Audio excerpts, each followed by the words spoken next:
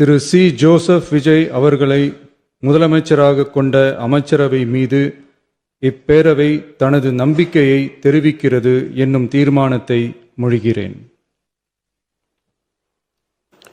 அரசின் தீர்மானத்தின் மீது இப்போது வாக்கெடுப்பு.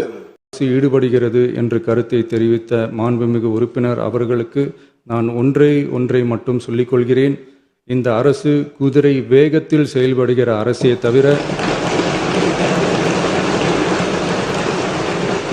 குதிரை பேரத்தில் ஈடுபடுகிற அரசு இல்லை என்பதை ஆணித்தரமாக தெரிவித்துக் கொள்கிறேன்.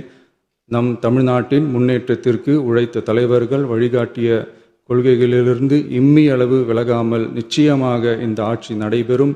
எனவே நான் மொழிந்துள்ள இத்தீர்மானத்தை மாண்புமிகு உறுப்பினர்கள் அனைவரும் ஏகமனதாக நிறைவேற்றித் தர வேண்டும் என்று கேட்டுக்கொண்டு அமர்கிறேன்.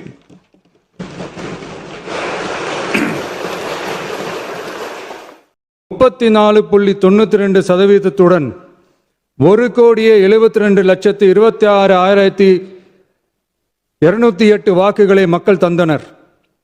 தமிழக வெற்றிக் கழகத்தை தனி பெரும் கட்சியாக சட்டமன்றத்திற்கு அனுப்பி வைத்தனர். கட்சி ஆரம்பித்த 3 ஆண்டுகளுக்குள்ளேயே மிக மிக சிறிய அளவில் ஒரு நூல் இழைவில் தனி பெரும்பான்மை கொஞ்சம் தள்ளி போயிருக்கிறது. அதனால் இந்த அரசை சிறுபான்மை அரசு போல யாரும் நினைத்தால் அதிலும் எங்களுக்கு மகிழ்ச்சியே. நாங்களே சொல்கிறோம், இது சிறுபான்மை அரசுதான்.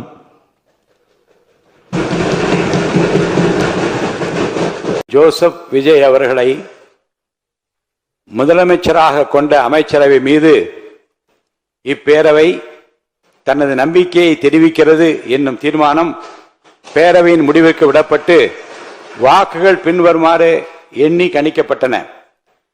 தீர்மானத்தை ஆதரித்தோர் 144,